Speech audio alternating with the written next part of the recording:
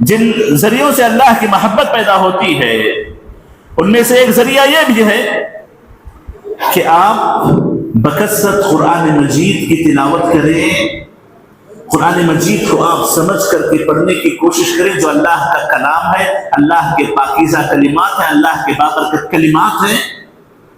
اللہ سے بڑی محبت ہوگی آپ کو، اللہ کی بڑی محبت آپ کو ہوگی۔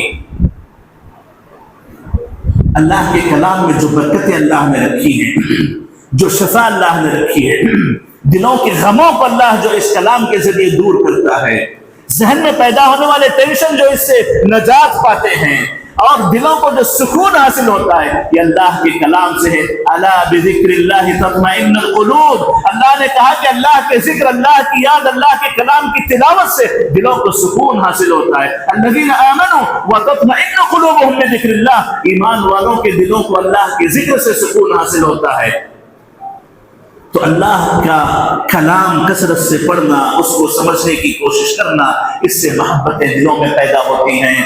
اور بغیر سر کے پرندہ اڑان بھر نہیں سکتا، اور جو بغیر سر کے پرندہ اڑ جائے اس کے پیر اگر صحیح بھی کیوں نہ ہو، وہ جا کر کے کہیں گڑھے میں گرے گا۔ اسی طریقے سے بغیر محبت کی عبادتیں نہیں ہوتی، محبت ہی کے ذریعے عبادت ہو پاتی ہے۔ اللہ سے بے پناہ محبت ہو، عبادتیں صحیح ہوں گی۔ اور ساتھ ہی ساتھ انسان اپنی پوری زندگی میں اگر اللہ کی محبت کے ساتھ زندگی گزارتا ہے تو یاد رکھیں اللہ تعالیٰ اس کے دل کو، اس کی زندگی کو سکون نصیب کرتے ہیں، اور ایسے دلوں کو حقیقی معنوں میں ایمان کی مٹھاس ملتی ہے، ایمان کی مٹھاس نصیب ہوتی ہے۔